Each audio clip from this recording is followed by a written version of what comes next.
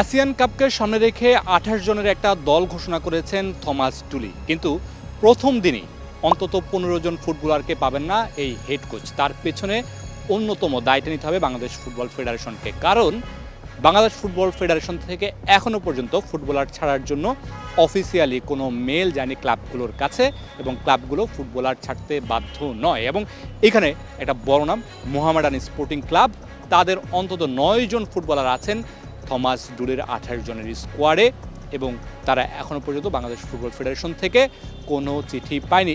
৯ জন national টিমের footballer তারা লিগের জন্য নিয়েছে, তাদেরকে যদি না পায় তাহলে তারা চ্যাম্পিয়ন রেসে টিকে থাকবে না, সেটা তাদের চিন্তায় থাকারই কথা। তাই এখনও পর্যন্ত তারা ফুটবলারগুলোকে ছাড়বে কিনা সেই সিদ্ধান্ত নিতে পারেনি।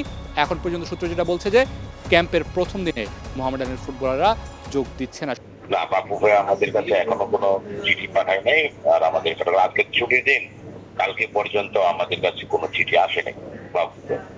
হ্যাঁ, আর আমরা আমাদের সিদ্ধান্তটা যেটা আমরা ক্লাবরা কালকে বসছিলাম নিজেরা বিএফএল যারা খেলবে তাদের মোটামুটি সবাই আমরা আমাদের সিদ্ধান্ত যেটা বলছি যে আমাদের খেলা চলতে হবে, লিগ কোনো ব্রেক হবে না, শুরু হবে শেষ হবে, এর মাঝখানে হয়তো যদি হয় স্বাস্থ্য সাফের জন্য বা সেটা তো জাতীয় দলে প্লেয়ার যাবে, কিন্তু সেটা ফিফা রুলস মেনে ন্যাশনাল টিম তো আমাদের কাছে চাই না। এখন প্লেয়াররা কোথায়, প্লেয়াররা তো মনে হয় মানে ও এখন ফ্রি প্লেয়ারের মতো হয়ে গেছে। শুধু মোহামেডান নয়, আবাহনীর মোরসালিনদেরকেও ছাড়ার ব্যাপারে এখনো পর্যন্ত কোনো সিদ্ধান্ত নিতে পারেনি। আবাহনীও জানাচ্ছে যে তারাও এখনো পর্যন্ত ফুটবলার না ছাড়ার সিদ্ধান্তেই রয়েছে, তবে হয়তোবা আগামীকাল বাংলাদেশ ফুটবল ফেডারেশনের সাথে আবাহনী যোগাযোগ করতে পারে, তারপরই আসলে তারা তাদের ফাইনাল সিদ্ধান্তটা নেবে। শুধু মোহামেডান, আবাহনীর অন্যান্য যে ক্লাবগুলো আছে, ফর্টিজের কথা বলেন, পুলিশের কথা বলেন, তারাও আসলে এখনো পর্যন্ত দ্বিধা দ্বন্দ্বে ভুগছে। একটু ভাবতে পারুন, বাংলাদেশ দল যেই টুর্নামেন্টটাতে নিজেদেরকে আলাদা করে চেনানোর চিন্তা করছে, হামজা চৌধুরী, সমিত সোমদের সাথে লোকাল ফুটবলারদেরকে নিয়ে আসিয়ান কাপের মতো বড় টুর্নামেন্টে ভালো একটা রেজাল্ট করতে চাচ্ছে, নিজেদের জানান দিতে যাচ্ছে, সেই টুর্নামেন্টের প্রাথমিক ক্যাম্পে থমাস ডুলি যে দল ঘোষণা করেছেন, তিনি সেই লোকাল ফুটবলারদেরকে পাচ্ছেন না, শুধুমাত্র বাংলাদেশ ফুটবল ফেডারেশনের গাফলতিতে। একটা মেল, একটা চিঠি, একটা সমঝোতা, এই সব ফুটবলারকে শুরু থেকেই থমাস ডুলি পেতেন।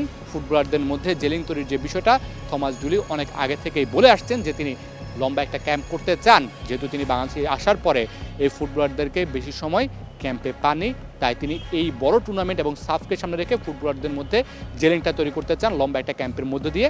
সেটিতেও তিনি বাধাগ্রস্ত হচ্ছেন। তবে এখনও পর্যন্ত যতটুকু খবর, বেশিরভাগ ফুটবলার ক্যাম্পে যোগ দিচ্ছেন না, যদি না আজকে রাতের মধ্যে এবং কালকে সকালের মধ্যে ক্লাব এবং বাংলাদেশ ফুটবল ফেডারেশন সমঝোতায় পৌঁছায়। কতটুকু তারা সমঝোতায় পৌঁছাতে পারে, কতজন ফুটবলার ক্যাম্পে যোগ দিবে, সেটা হয়তোবা আগামীকাল সকালেই 11টার সময়ই জানা যাবে। Mamunur Rashid, star play, Dhaka.